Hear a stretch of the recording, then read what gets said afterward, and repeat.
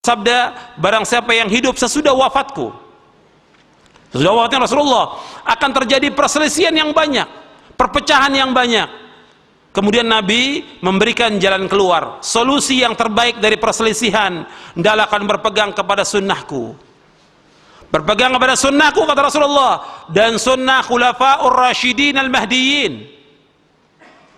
Pegang erat-erat dan gigit dengan geraham kalian, kata Rasulullah. Dan jauhkan diri kalian dari setiap perkara yang baru, karena setiap yang barulah bid'ah dan setiap bid'ahlah sesat. Hadis ini sahih, diriwayatkan oleh Imam Ahmad, Abu Daud dan yang lainnya dengan sanad yang sahih. Jadi kita disuruh untuk mengikuti pemahamannya para sahabat, disuruh oleh Rasulullah sallallahu alaihi wasallam.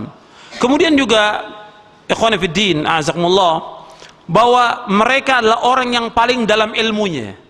Kenapa kita disuruh mengikuti pemahaman sahabat? Karena mereka adalah orang yang paling dalam ilmunya. Mereka adalah orang yang paling faham tentang Al-Quran dan Sunnah. Mereka adalah orang-orang yang pertama melaksanakan Quran dan Sunnah sebelum yang lainnya. Mereka yang lebih dahulu beriman, mereka yang lebih dahulu berjihad, mereka yang lebih dahulu berhijrah dan yang lainnya. Maka disebutkan dalam surah Al-Fatah, wa kullan wa'adallahu al-husna, dan semuanya mereka kami janjikan dengan surga. Sebagaimana disebutkan oleh Syekh Abdurrahman bin Nasir As-Sa'di rahimahullah dalam tafsirnya Taisir Karim Rahman fi Tafsir Kalamil Mannan, ketika menyebutkan ayat ini, wa kullan wa'adallahu al-husna, bahwa para sahabat kami janjikan mereka dengan surga. Sesuai dengan ayat mana? Sesuai dengan ayat dalam surah At-Taubah ayat 100. Dalam surah At-Taubah surah 9 ayat 100, Allah berfirman, was-sabiqunal awwalun minal muhajirin wal ansar walladzina ittaba'uhum bi ihsan radhiyallahu anhum wa radu'an wa'ada lahum jannatin tajri tahtal anharu khalidina fiha abada dzalikal fawzul azim. Allah sebutkan dalam surah At-Taubah surah 9 ayat 100, dan orang-orang yang terdahulu, yang pertama dari kalangan muhajirin dan ansar, dan orang-orang yang mengikuti mereka dengan kebaikan, Allah redho kepada mereka, mereka pun redho kepada Allah. Allah sediakan bagi mereka surga-surga yang mengalir di bawahnya sungai-sungai, mereka kekal dalamnya selama-lamanya, yang demikian kemenangan yang besar. Jadi para sahabat muhajirin ansar dijamin oleh Allah dengan surga, dijamin oleh Allah dengan redho. Dan kita, kalau kita ingin mendapatkan keredhaan Allah dan dimasukkan ke dalam jannah, maka kita harus mengikuti jejaknya mereka, jejaknya al-muhajirin dan al-ansar radhiyallahu anhum ajma'in. Kita kembali kepada poin yang ketiga ini. Jadi rujukan dalam memahami Al-Quran dan Sunnah, nas-nas yang menjelaskannya, dan pemahaman salafus saleh, yaitu para sahabat dan orang-orang yang mengikuti mereka dari para imam. Kemudian setelah itu dilihat dari arti yang benar dari bahasa Arab. Jika hal tersebut sudah benar, maka tidak dipertentangkan lagi dengan hal-hal yang sifatnya berupa kemungkinan menurut bahasa. Jadi kita wajib, ini kalau dibahas ini panjang, seperti saya contohkan saja dari sekian banyak contoh, ya, tentang Allah berfirman Ar-Rahmanu 'alal 'arsy istawa, bahwa Allah Ar-Rahman istiwa di atas arsy. Istiwa di atas arsy. Seluruh para sahabat telah ijma bahwa Allah berada di atas arsy.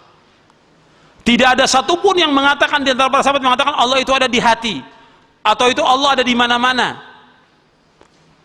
atau Allah tidak di atas alam, tidak di luar alam. Tidak ada. Dan tidak ada seorang pun yang mengatakan bahwa istawa diartikan dengan istaula. Tidak ada. Dan dalam lugha bahasa Arab tidak ada yang namanya istawa diartikan dengan istaula, berkuasa. Tidak ada. Makanya yang kita tetapkan apa? Ijma'nya mereka. Sedangkan dalam bahasa ini tidak ada disebutkan dengan artian istaula, berkuasa. Bahwa Allah istiwa di atas arsy, wajib kita tetapkan Allah istiwa di atas arsy. Wajib kita tetapkan. Atau ada orang menggunakan dengan istilah bahwa Allah fi jihah, Allah di jihah. Jihah yang mana yang mereka kehendaki? Jihah yamin, shimal, tahat, fawq, atau di mana? Yang kita pakai bahasa yang sudah tidak syar'i, yang Nabi pernah nanyakan kepada seorang budak, seorang jariyah, "Aina Allah?" Di mana Allah? Nabi menanyakan kepada seorang budak, "Aina Allah?" Di mana Allah? Dijawab oleh seorang budak, "Fis sama." Allah di atas langit. "Waman ana?" Siapa aku? "Anta Rasulullah." Engkau Rasulullah. Kata Nabi, "A'tiqha fa innaha mu'minah." Merdekakan dia karena dia seorang mukminah. Hadis ini sahih, diriwayatkan oleh Imam Muslim dalam sahihnya, dan juga diriwayatkan oleh para imam ahli hadis yang lainnya dengan sanad yang sahih. Jadi kita wajib menetapkan apa yang Allah dan Rasulnya tetapkan. Jadi jangan kemudian pakai ihtimal, kemungkinan menurut bahasa. Di atas langit, di atas langit, di atas arsy Allah istiwa. Nggak boleh diartikan dengan yang lain.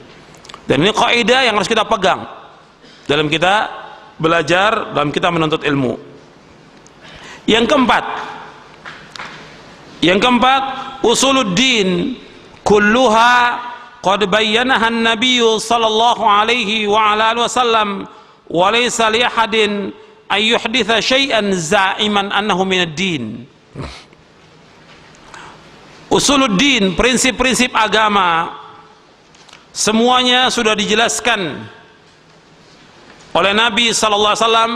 Siapapun tidak berhak untuk mengadakan sesuatu yang baru, yang tidak ada contohnya, yang tidak ada contoh sebelumnya, apalagi sampai mengatakan hal tersebut bagian dari agama.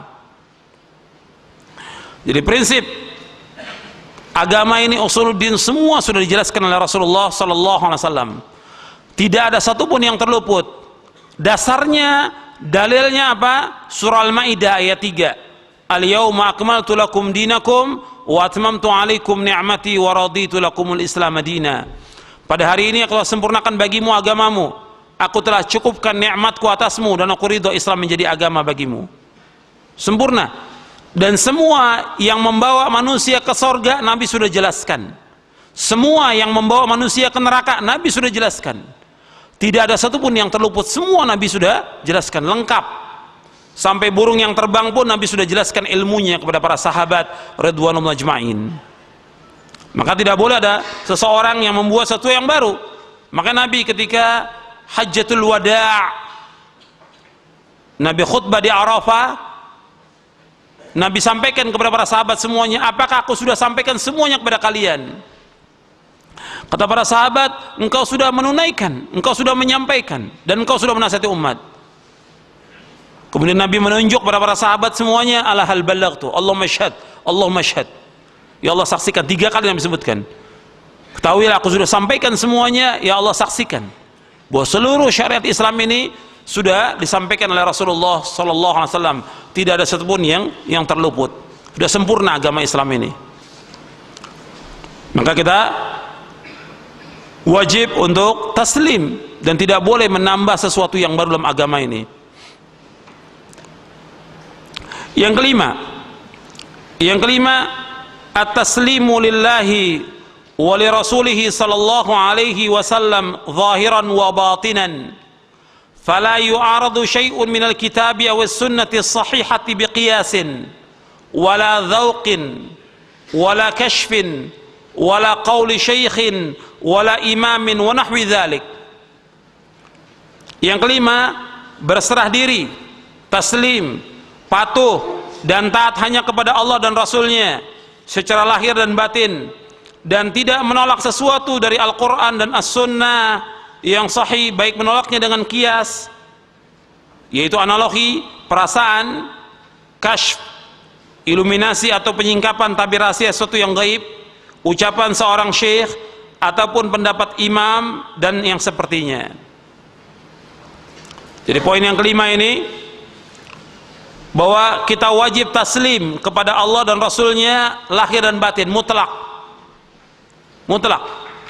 Dan ini yang dijelaskan dalam ayat Al-Quran dan juga sunnah Nabi yang sahih, dan dijelaskan juga oleh para imam.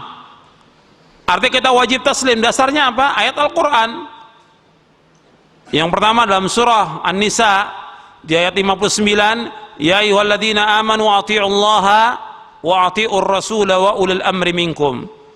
Wahai orang-orang beriman, taatlah kepada Allah, taatlah kepada Rasul dan ulil amri di antara kamu. Begitu juga dalam surah An-Nisa ayat 65,